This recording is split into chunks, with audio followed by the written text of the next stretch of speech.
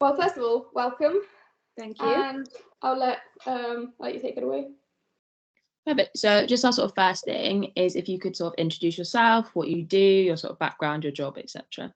Yeah, so my name's Charlotte. I am currently a freelance PR, social media communications person.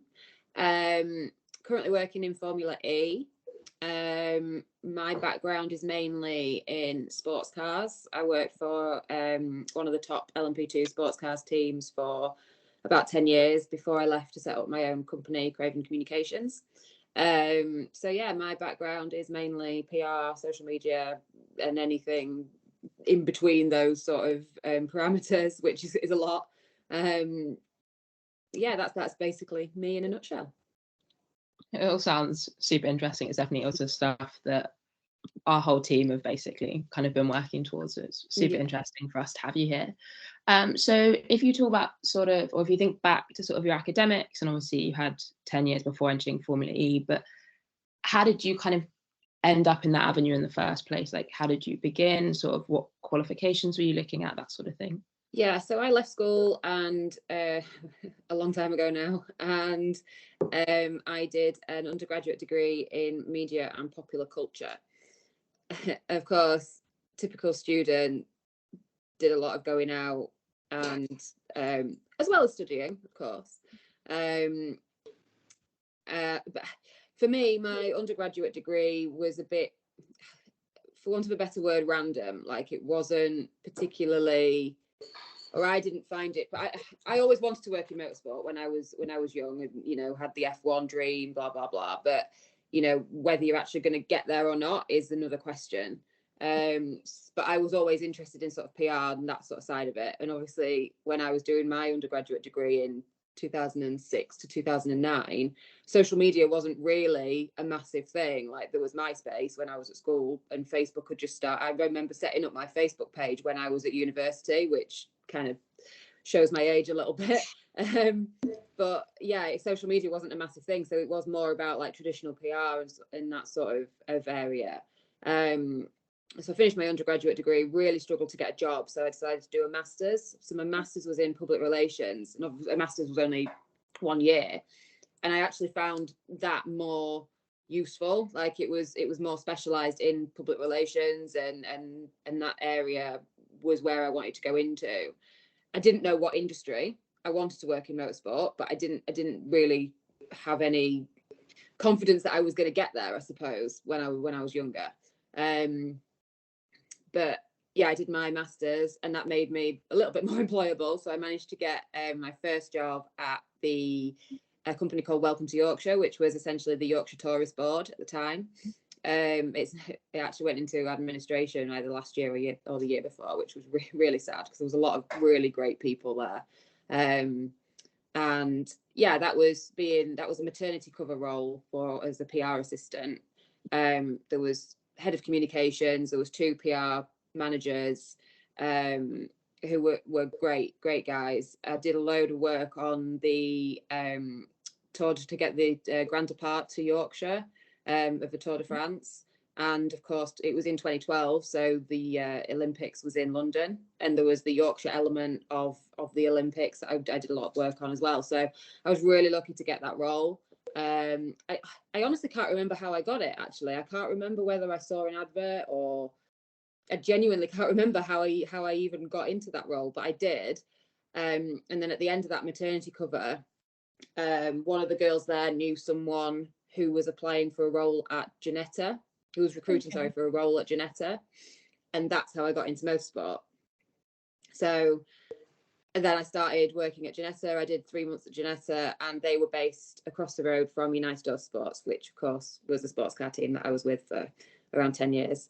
So yeah, it's very much who you know, not necessarily what you know. I mean, what you know obviously helps, but having those connections, which obviously I think we go on to a bit more in your questions, but having those connections and meeting people, you just never know who you're going to meet in these different roles. So yeah, that's a bit about my background and my way in academically. Yeah, it's very interesting. It's actually something we hear a lot. It's like there's so much of networking, like the importance of networking is because it's about who you know, like as much as what you know. Absolutely. One thing I actually found quite interesting, just sort of quickly, is you said about obviously starting your career almost pre/during the kind of growth of social media, do you think you benefited from having that experience as well? I think so, yeah. I think obviously for me, social media was something that I did personally, and then it sort of grew, and it wasn't as like, you talk now about the algorithm and engagement and this, that and the other. That wasn't really a thing that you talked about when I first started my career working in social media, but yeah, I think maybe it helped me focus a bit more on the PR element of it. And I learned a lot when I was at Welcome to Yorkshire, PR wise as well, from the guys I was working with there. And then, yeah, I think social media, I kind of grew into it with my role at United. So, yeah, I think maybe I did benefit from learning more about PR. And I think that's why I've kind of got a good grasp of all the elements of, social media, PR, communications as a whole, rather than being too specialised. I think I was at a good time in life for that. It definitely sounds like it. So if you think about sort of your passions and what motivates you sort of day to day, but also more generally, like, could you speak to that sort of? So, my main passion is obviously my family, my other half, and he's got a little girl. I think I love being part of a team and working with that team towards the same goal of winning. That's a big passion of mine. I love working with other people, but I also work quite well on my own. So yeah, I think we're saying winning sounds a bit weird, but working as part of a team and being that helping that element of it, or that side of my career towards the same goal of winning. I think a highlight in my career would be when United won Le Mans in 2020, and that was just like the pinnacle of what I wanted to achieve, I suppose. I mean, I'm not saying that I don't want to do it again. I absolutely do want to do it again, and win in different series as well, but winning, everyone interested in sports cars wants to win Le Mans, and that was just seeing the emotion and knowing all the hard work that went into that point. That year for United was an incredible year. It was insane. We pretty much won everything that we entered, and to win Le Mans and just seeing the passion was just incredible. It was such a good feeling. It's definitely a highlight of my career for sure. So yeah, I think my passions and what motivates me would be working as a team towards getting those goals that you probably set 10, 15, 20 years ago. Yeah, it's quite interesting, because actually a lot of the people that we've talked to who have been in the career a little bit longer do actually mention the winning, whereas I think people who are a bit newer to it are a bit hesitant to say that. Yeah, I can see that. I think, yeah, and I suppose I've been part of a winning team that did so well, and that is, you go racing to win, don't you? So yeah, that's obvious. Like, to me, it's an obvious passion. If you don't want to win, like, what are you doing it for? Like, I know it's kind of different, like, for a PR person, I suppose, maybe, to have that view, but because I was part of United for 10 years, like, I was so ingrained in the team, and winning was what we aimed for. So yeah, no, 100%. Like, I think, like Liz says, like, it definitely makes sense. But yeah, so from people early in their careers, you kind of a little bit more nervous, I guess, about what you say and what you kind of reference as your motivations for what you do. But kind of on the kind of opposite side of that, what's one thing that you wish you'd learned earlier that you kind of know now? That's a very good question, and I think for younger people it's such an important question, because I didn't really learn that side of it until I sort of started working on my own and set up my own company. But I think for me there's a couple of things. I think don't ever be afraid to say no. Not everything works for you, and at the same time, you have to work out what does work for you. And if you're either offered a role that doesn't fit with you, or someone asks you to do something that's not part of your role, or that you're not being paid to do, don't be afraid to say no. I mean, I'm not saying be rude about it, but be sensible, and have a conversation with them and say, look, that's not really what I'm here for, but you know, how about we do it like this, or, you know, but just don't be scared to say no, and don't let people take advantage of you, because otherwise you'll end up, if you say yes to something once, they'll then expect it of you like 2-3 times. So I think, you know, setting your boundaries is crucial, especially if you're working for yourself. You know, when you're part of a bigger team and you know you're employed or whatever, then, you know, it's a different thing. But I think if you're working for yourself, just be aware of people taking advantage, and don't be afraid to say no, would be my biggest advice. Mm-hmm. So in terms of the kind of, you've said that obviously you've worked for United for 10 years and now you're working for yourself. What kind of differences are there a little bit, and what does a day in the life look like for you back then and versus now? Yeah, so when I was at United, it started off quite a small team. You know, running a couple of cars in British GT, and then we moved into touring cars, and then we moved to European Le Mans series, running 2 LMP3 cars, and then it grew from there. So I think when I first started at United, and certainly up until 2016, 2017, I was very involved in a lot of things, you know, helping out with the girl that did logistics and things like that, like helping out in hospitality, doing all PR stuff, because it was just me on my own doing PR and social media for quite the majority of the period I was there. I think now, being self-employed, people employ you for PR, social media, comms, that's it. And I think it's easier to manage your time now. But I think essentially the role is still kind of the same. You know, you do before you go to an event, you do a preview press release. You make sure you drivers have got their schedule, their media schedule, and like any engineering briefings, things like that.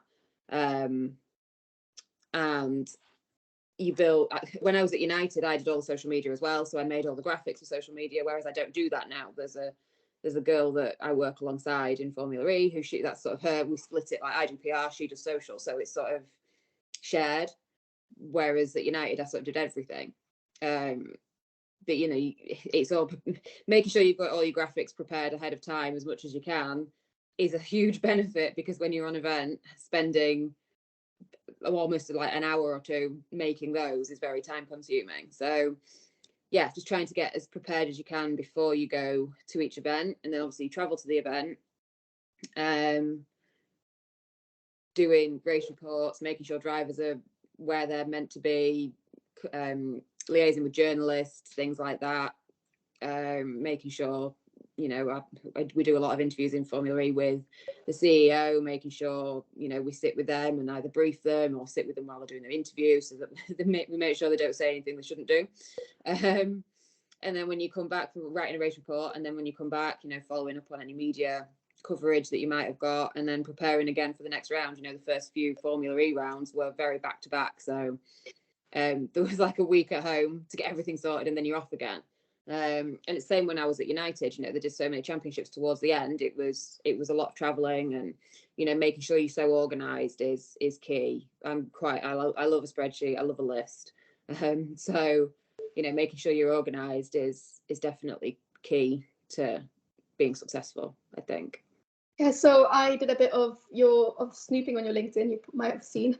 I did see, yeah, you've yeah. my profile. And I saw that you also work with some drivers specifically. How do you manage fitting in drivers and their own timetables for their own races with working with Formula E as well? I think it depends on the level of driver that you work for, to begin with. I think the driver I work with, he is very busy. He's always flying up here, there, and everywhere, racing in America, racing in Europe. He does a lot. But it also depends on the level of commitment that they want from you as well. Like, he's not the guy that I work with. He's not really interested in the social media. He just feels like it should be done. So that's why he gets me to do it. So it's not that time consuming, and it's not that highly pressured to sort of make sure something's out necessarily, I say on time, but you know what I mean, like after each event obviously something goes out, but if he knows Formula E is my commitment, my main client, so he's not that bothered, to be honest. So I just kind of keep his social media pages running as they do. But I will make sure that, you know, if there's a race that I can follow on a live stream, I'll make sure that I can, as long as everything with Formula E is already done. Like in Brazil, the race in Brazil had finished, and I just checked in every now and then on the race that he was doing at Paul Ricard. So, you know, it is possible to do it. Obviously, you don't want to annoy anybody that you're working for, but, you know, everyone kind of gets that when you're a contractor and freelance, they're probably not your only client. So, you know, it's, as long as you make sure that everybody's happy and everybody knows you're doing a good job, then it's not too bad. Sorry, I got a little bit distracted there.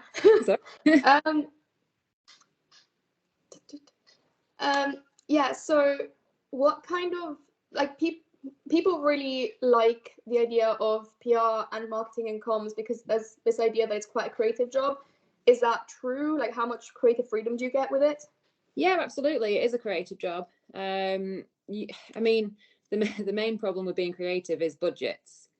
So, you know, you can have this idea that you want to fly off here, there and everywhere and use this, that and the other car, but if the team doesn't have the budget to do it, then you kind of peg back a little bit in how creative you can be. But there's always ways round things. You know, it is very much a creative role, and that's how you get the best out of people, and how you get the best sort of stories and social media coverage. So yeah, I think budget for the team is crucial. If you've got a decent budget, then absolutely go for it and do what you can. You know, you pitch the ideas to your managers, and if they like it, then they find the money for it, in my opinion.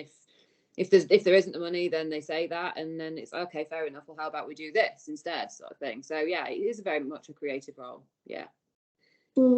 So we'll just talk about budgets. Do you feel like maybe there's potential for this to grow even more, especially with social media, or would you say that with the very large interest from especially our generation, that maybe it's getting a bit saturated? I think it's crucial to make the definition between a PR person and a good PR person. I think, you know, having someone that I don't want to be rude, but, you know, having someone that thinks they can do the job and having someone that can do the job is very different. And I think, you know, I've worked with some amazing PR people that can do everything, and, you know, they're absolutely fantastic. But then I've also worked with some that aren't that great and that make the job a bit harder than it needs to be, because it's not hard. You work together for the same goal. So, you know, but again, I think younger people now are more interested in the social media side of it, which is fine, you know, and I think it's becoming easier to study. I think you can do degrees in that sort of stuff now. God, that makes me sound really old, doesn't it? But I don't think it's getting saturated. I think, yes, there's a lot of people out there, but I also think there's a lot of roles out there. Yeah, it's finding them, but, you know, most teams now are coming to the conclusion that actually, yeah, we do need this side to the team, and they are putting more budget towards it, and they are making money available to hire someone in. So I don't think it's, I mean, it could get saturated at some point, but at the minute, I think there's so many roles out there. You know, I know a lot of free people who have left full-time jobs like I did and gone freelance, and, you know, there's still plenty of work out there for everybody. But as I say, there's a difference between a PR person and a good PR person. Okay, well, since you've just mentioned that, what makes a good PR person? Like, how do you know that you're doing a good job, and what kind of markers do you use to know, well, actually, I did this went really, really well?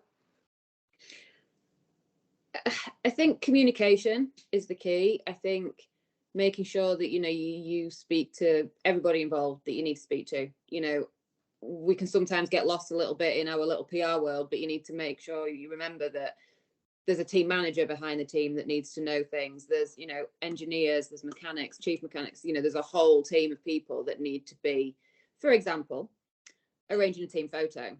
You know, you can't just go ahead and arrange it at a time that you think's right and a location that you think's right. You have to speak to the team manager, the chief mechanic, to make sure the cars are available, to make sure the lads are available. You have to speak to the championship to make sure the location's available. You can't just rock up on track and be like, oh, I'm going to take a photo here, because sometimes you can't do that. Yeah. You need to get permissions from the championship that you're working for. So I think communicating, which is obviously key to the role, it's in the sort of in the name, is key to being successful. I think, when you get a great piece of coverage, when you get a reel that takes off and goes nuts, I think, you sort of like, oh yeah, I did a good job there, sort of thing, But I don't think people sort of do that. I think, yeah, they can appreciate that they've done a good job, but I don't think anyone's like, oh yeah, look at me, kind of thing. I think it's a very the industry is very modest in that respect. I think, yeah, of course you've got to take your wins, absolutely, and champion yourself, because no one else is going to do it. So you've got to look at what you do and think, oh, maybe I could have done that a bit better, which everybody does, in every walk of life. You think maybe I could have handled that a bit better, or maybe I should have done this like this in this way. So I think it's a fine balance between championing yourself and saying, oh yeah, I did a good job there, and then thinking, well, actually maybe I could have done this better in this way. And then in terms of championing yourself and getting yourself out there, do you have any tips for networking, especially maybe without necessarily having to travel to lots of places, or things that are very successful ways of approaching people?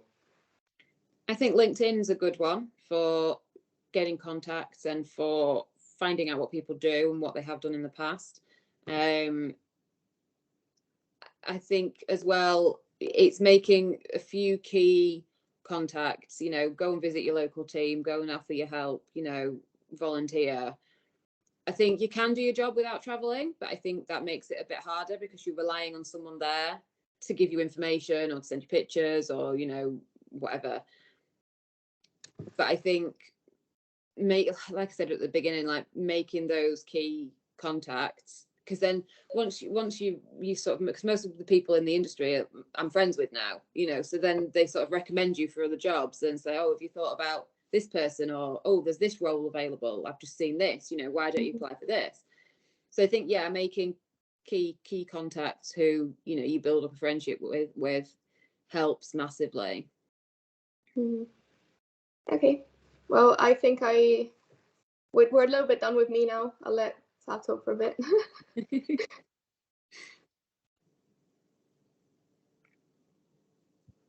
My computer's having a moment. There we go. My computer is. It's one of those days today, isn't it? It's not having a good day. My technology. So obviously you've mentioned kind of how you got into the industry. Do you think there's a sort of ideal academic route or an ideal sort of background of experience, especially like in motorsport, but just sort of more generally? I think doing a PR degree or something like that would help. As I say, I didn't really know that I was going to end up in motorsport, so my degree wasn't necessarily focused around that. I don't really know what degrees that you can do, to be honest. I guess there are motorsport based ones as motorsport colleges, but I think they're more focused for like mechanics and engineers. I could be wrong, I don't know, but that's the impression I get anyway. I think, again, I know I keep banging this drum, but making those key connections, go to your local team, offer to volunteer, even sweeping the workshop or something. It's just being around people and finding those areas that you can help out in. Because what you've got to remember as well is, you say that you're volunteering your time for free and ask to go to a race weekend. Well, it's not free for the team to take you to a race weekend. They've got to pay for your accommodation, they've got to pay for your travel, they've got to pay to feed you. And so I think, going to a team, offering to help out around the workshop to begin with is a good starting point. And then, they might say, oh, actually, they're really helpful. How about we take them to a race? They can sweep up the garage or something. It's something really boring and rubbish like that, but it's jobs that need doing. And you just don't know where it's going to go, so I think that would be my getting the experience. And I know everyone says it is all about the experience and making those contacts. Would you say, sort of in a similar regard, that's kind of the best way to start building a portfolio as well, sort of just putting yourself into different situations and just using that to kind of further perpetuate that? Yeah, absolutely. And I think, you can watch your race on TV at home and, write a race report on what you watched. The Australian Grand Prix was last weekend, write a pretend race report on it. I didn't watch it because I didn't want to get up that early. So I've heard it was quite chaotic.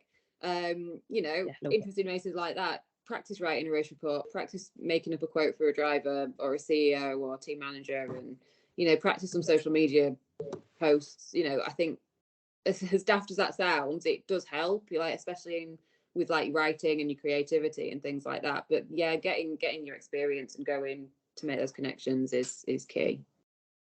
When we went to the MotoGP, we actually had a chat with one of the comms managers who was saying that to them, something that's really important is looking after your own entire socials sort of coverage to make sure that, you're using that as a way of showing that you are capable of presenting yourself in the appropriate way.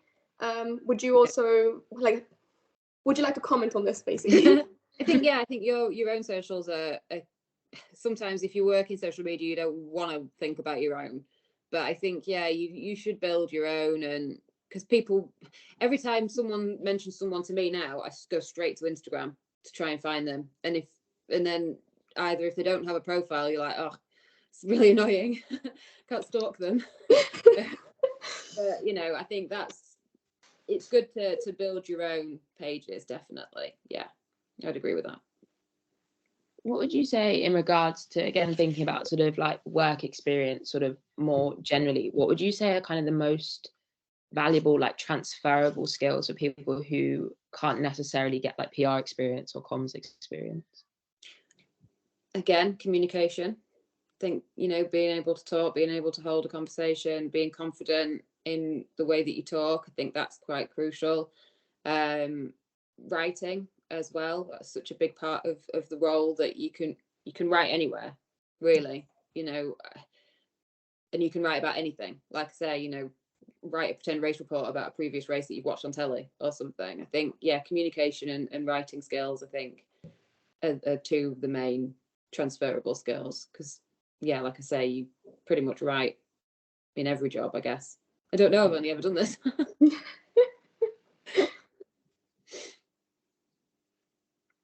Okay, so if it's okay with you, we'd like to talk a little bit about logistics and about what it's like to be a freelancer. Yeah. The first one, so again, when we went to MotoGP testing, we discovered that to follow a MotoGP season, it costs about $40,000 just to get around before you even started the season. So how do you go about getting paid, making sure that you're compensated fairly and that you are actually managing to cover all of your costs? So I'm quite lucky. Every team I've worked for always covers travel, accommodation, everything like that. That's pretty standard. If you work for a race team, they always sort out your travel and your accommodation. So that's never really something that you need to worry about. If they don't, of course, you've got to factor that in, which is a bit, but I can't see anyone expecting you to cover your own if you're working for a team, of course. Mm-hmm. Which is what I do and which is what I want to keep doing. Obviously, you've got to make sure you get paid.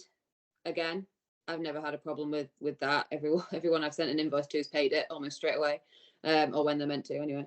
But yeah, obviously that is part of being freelancer, isn't it? You invoice someone, you might not get paid for 30 days. It's just something that you've got to put up with. You've got to kind of, again, it's building the relationships with people so that they like you, so that they pay you, I guess. But yeah, as I say, I've been really lucky. Everyone that I've put an invoice into's paid me pretty much on time. But yeah, as I say, it's one of the things about being a freelancer. You've got to kind of accept and make sure that you're not going to be short if you don't get paid. It's just being sensible with money, which I'm not particularly sensible with money, but I have become more sensible since I've started my own business. Mm-hmm. So we talked a little bit earlier about how you have your main contract, which is in Formula E, and you also have a driver. And how do you go about finding more contracts? in terms of keeping yourself occupied? Do you get an off season, or are you always working? And how do you balance it all? I think with regards to an off season, no, you don't get an off season. I mean, it depends what championship you work in. When I was at United, you know, we raced pretty much 24/7. When we did Daytona, did Asian Le Mans series, so you know, you didn't really get your winter off season, but it's what you do. You know, it's what I love. You know, it's always keeping busy. I think as a freelancer, it's easier to manage your time and say, no, I'm having this week off, or no, I'm having this month off, or whatever, you know, or if you don't have any clients, you get a month off or whatever, you know, it's easier. But I think, yeah, you get the off season that you want, I think, when you're a freelancer. But with regards working and juggling contracts or getting other contracts, I think you just got to get yourself out there. I think, you know, you know your abilities, and you know how much time you have in your life to be able to dedicate to work. You know, one of the things that I found quite important when I left United was to make time for family and stuff like that. So, you know, if I want to go off somewhere for the weekend, well, I'm off for the weekend. You know, so it's easier to make those decisions as a freelancer, and people understand that. You know, everyone's got a life, and I think people are learning that a lot more now. You know, you've got to sort of let people have their lives, and because it makes you happier and better at your job, I think, as well. Yeah, obviously we don't want people burning out either. Exactly. You know, mental health's talked about a lot nowadays, and I think that's key to supporting that as well. And but yeah, as far as getting more contracts is concerned, I think, again, who you know, and people might recommend jobs to you, they might recommend people to you, and you've just got to get in there and be confident enough and be brave enough in your own, and confident in your own abilities to, you know, put yourself out there and speak to people, whether it's the owner of the team or the CEO, it doesn't matter. You know, you just got to go and get them. Yeah, totally. So again, you are currently working as your primary sort of role with Mahindra, as far as I'm aware. Yes, that is correct. Well, so I'm working for, just to get this correct, I'm for working Revolution. for Revcoms, whose client, Mahindra is Revcoms' client, and I'm working for Revcoms. Okay, cool. What is it like coming in, especially with this sort of like chain where you're working for them and then they have the contract with Mahindra? Coming in and then working with a team when you're sort of a little bit on the outside, but on the inside, like how do you, for example, collaborate with maybe the sales department, or I don't know, the mechanics or everyone else? I think I've been quite lucky. Everyone knows everyone in motorsport. So wherever you rock up, there's always going to, I say always, there's more often than not, there's going to be a face that you recognise. And that was definitely the case. Or there's going to be people that know people you know. And there was that's definitely the case where I am now. You know, the amazing women at Revcoms, I've known about them for a long time. So I'm very lucky to have got in with them, and to have them to have taken me on and trusted me with their Mahindra contract. And I got introduced to them by another person that I knew in motorsport. But I think it's, you know, just being confident and just, you know, be nice to people and, you know, strike up a conversation. You know, more often than not, everyone's, as cliche as this sound, in it together, and everyone gets it. You know, it's long hours, it's not glamorous, it's hard work, and especially, you know, regardless of the results, it's still a hard job and hard industry to be in, and everyone gets it, and everyone's in the same boat. So as long as you're nice to people and, you know, you have a conversation, I don't think I've found it a problem integrating myself into teams. I think you just be nice to people. Okay, and last sort of like hard question before we pass on to the hopefully more fun ones. What are kind of like the benefits versus drawbacks of freelancing versus working for a team? I mean, I think the obvious ones are, if you're employed, it's job security. So, you know, it takes a lot for someone to fire you. It takes a lot for you to do to get fired. I mean, it does happen, obviously. But yeah, I think job security is the main one. I think, you know, it's such a big risk going freelance. But at the time, it was a risk that I was willing to take. And, you know, luckily for me, it's worked out so far. Obviously, you know, I keep thinking back to COVID times when employed people could be furloughed, but self-employed people were kind of a bit screwed over. So that was tricky, obviously. I mean, I was employed at the time, so I was furloughed, which was great for me and for everyone else that was employed. And, you know, we were really lucky that United did that. You know, we're very grateful to them for that. But yeah, I think that, yeah, that's the main issue, I think, is job security. Not issue, but thing, I guess, is job security. But you've also got the freedom to do what you want as well and work for who you want. And, you know, you can maybe go off and do different championships. You know, when you're working and you're employed as by a team, you go with that team. And, you know, whatever championship they decide to do, that's what you do. So, you know, United were never going to go into never going to go into Formula E. I don't think they would ever do Formula E.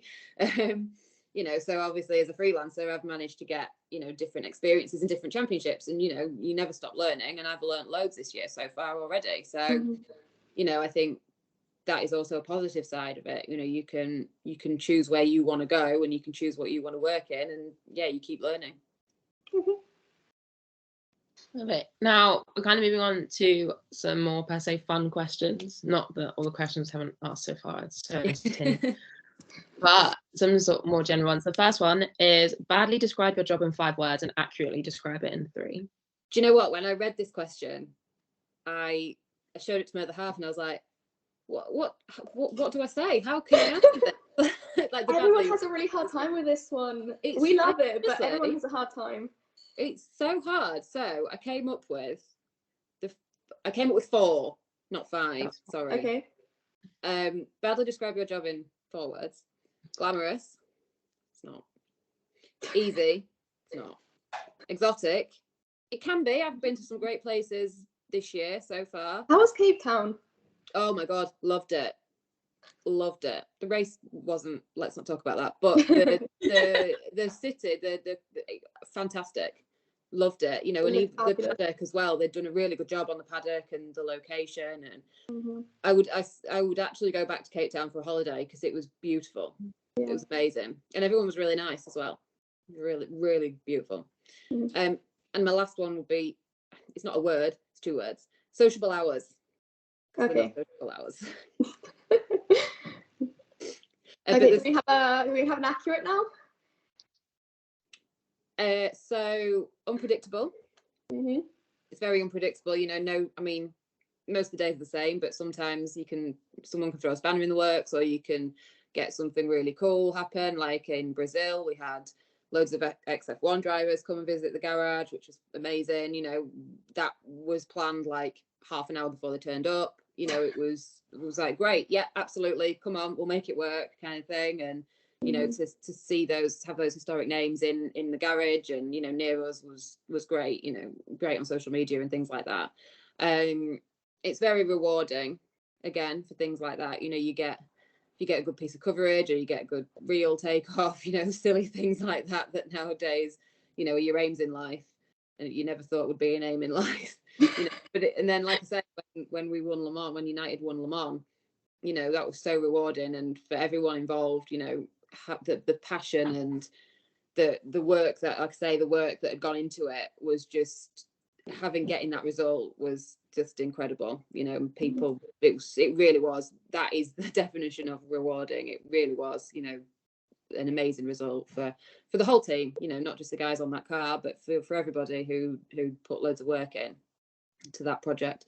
And I can't think of a third. I just think it is very unpredictable, very rewarding, and just, yeah, it is just fun.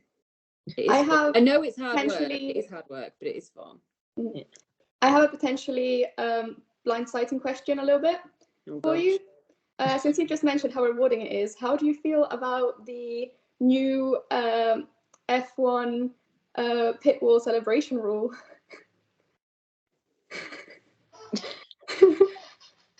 Okay,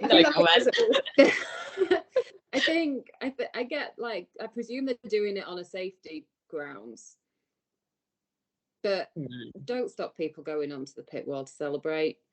that's what we do. That's what we do with sports cars. It's what everybody does.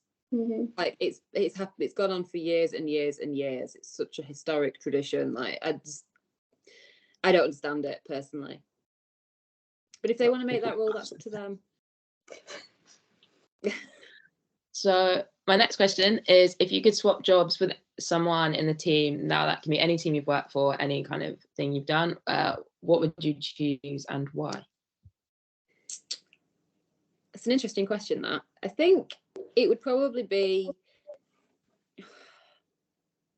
I'm torn between either the mechanics or the engineers, which I know is essentially the whole team, but I think both roles are so different, but they both involve a skill. Like the engineers, you really have to have like such a good brain to work out strategy. And you know, sometimes I'll watch a race and I'm like, why are we doing that? And then it'll happen. I'm like, oh yeah, that's why we're doing that. Like, you know, I think to be able to work out a strategy when maybe the race isn't going to plan, I think is just incredible. I think, you know, the engineers that I've worked with in the past have really like shown how interesting and how crucial an engineer's role is to a team. And same with the mechanics. You know, the cars wouldn't go out if it wasn't for the mechanics. You know, I think again it's a skill, isn't it? I think, you know, yeah, PR, social media is a skill, but it's actually a physical skill being a mechanic. You know, to be able to strip a car apart and to rebuild it, well, I mean, I couldn't do it. Absolutely not. But yeah, to have that skill, I think is great. So yeah, I'd probably one of those two roles, maybe. Sounds good. As an engineering student, I appreciate the compliment. Of course. Thank you so much for taking the time. That's all right. Thanks for inviting me. Talking to you. You too.